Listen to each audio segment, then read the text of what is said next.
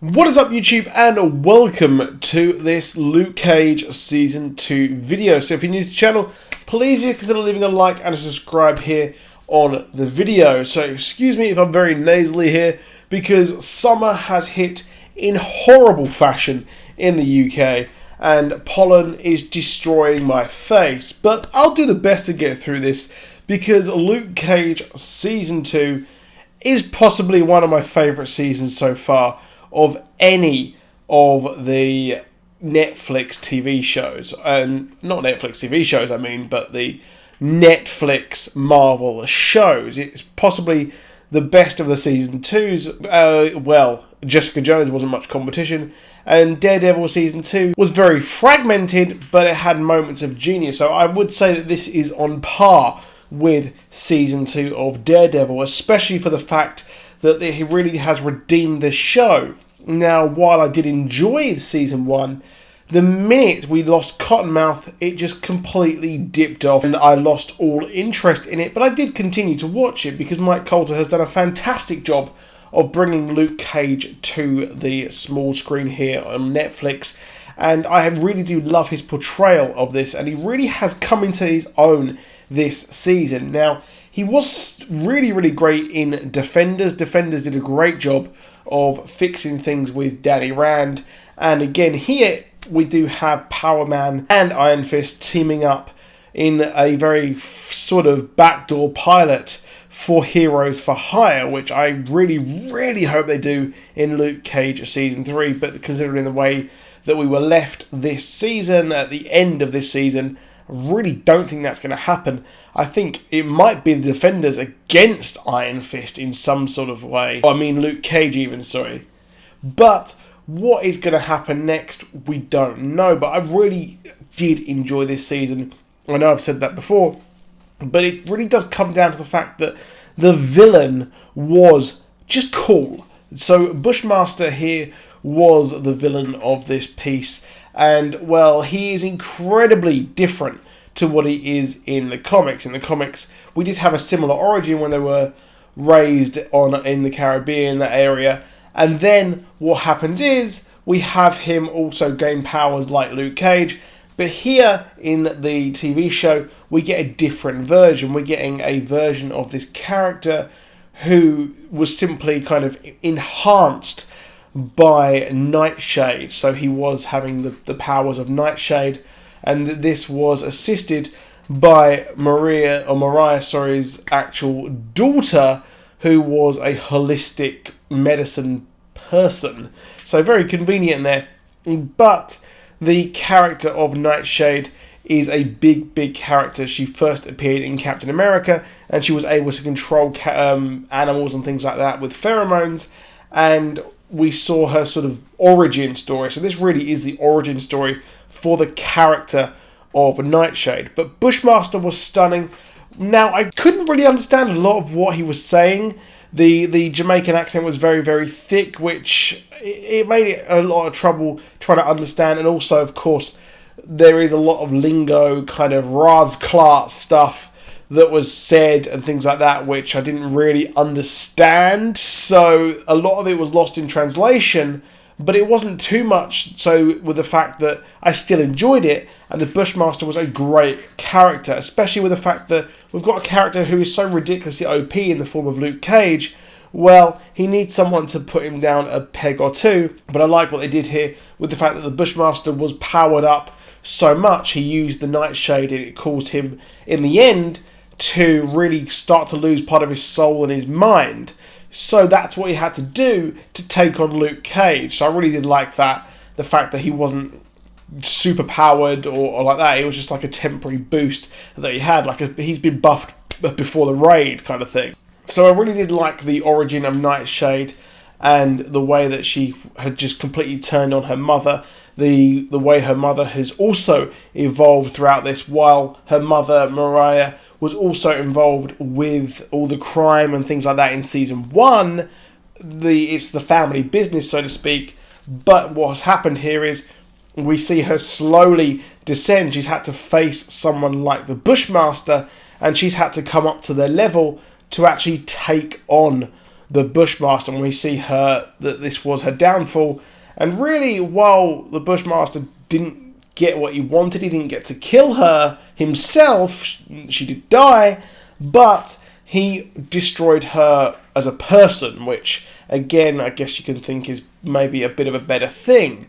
But that kind of, this introduction of this character led to some really, really fun dynamics. At one point, we did have the Bushmaster teaming up with Luke Cage, then we had Luke Cage with Mirage, his kind of sworn enemy of the last 2 seasons, or this season and the last. So we had some great dynamics there, and we had some great dynamics between all of the characters, and the characterization, and that was just superb throughout, especially with where we saw the popularity. And I do like this in superhero movies and TV shows, where by like season 2, once they've kind of got, the public have got over the whole like vigilante outlaw outcry, we then see the public start to love them, which is what he did here.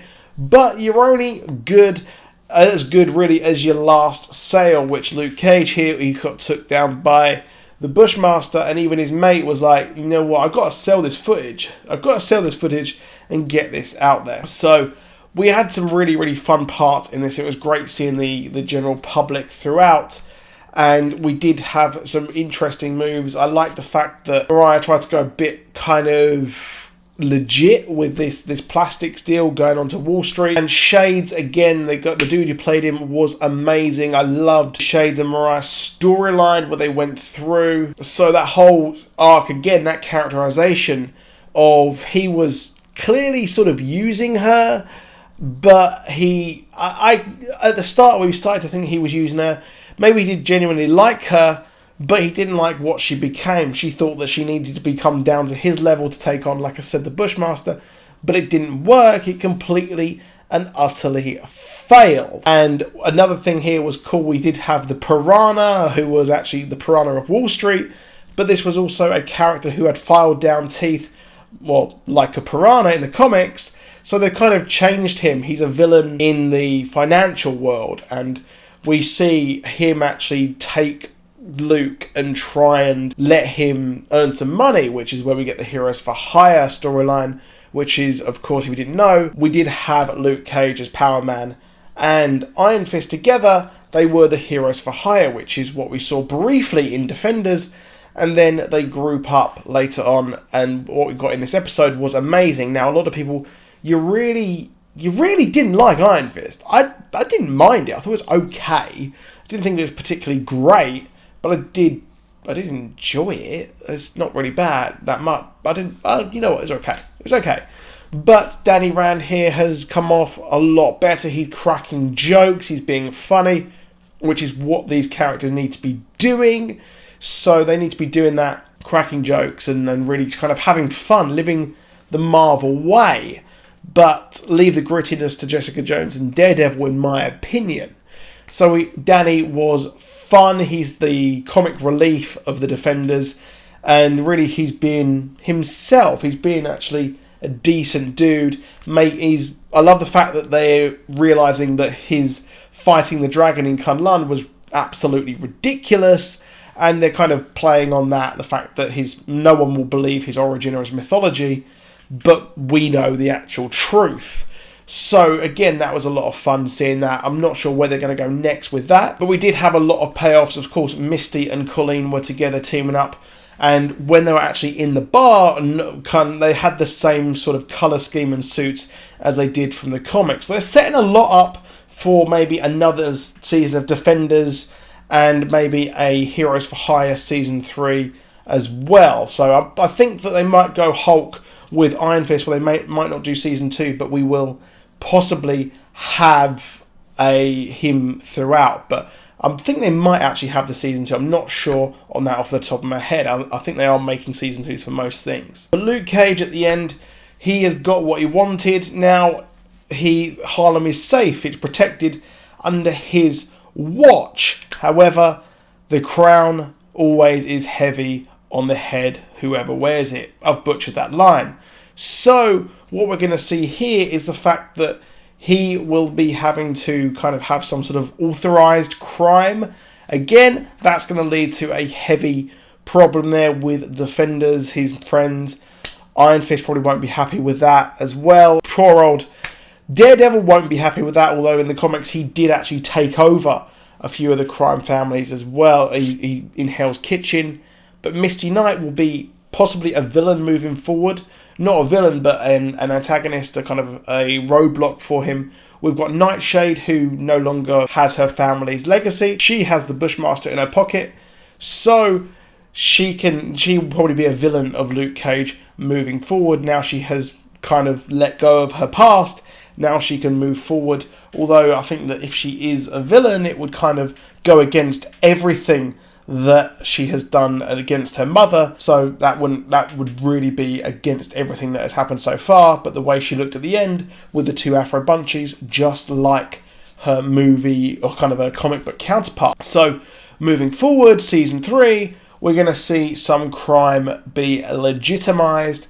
Not sure where we're going to go with this, but I really do hope that we do have the Heroes for Hire arc moving forward. That's what we want. That's what we really deserve, and I hope that does happen, but I'm not holding out hope. Now, one final Easter egg here is a connection to Cloak and Dagger, with the character O'Reilly being mentioned in this show by Misty Knight, saying that O'Reilly has gone to New Orleans. Of course, if you're watching Cloak and Dagger, we have Bridget O'Neill, who has actually been showing up in the show, which is set again in New Orleans.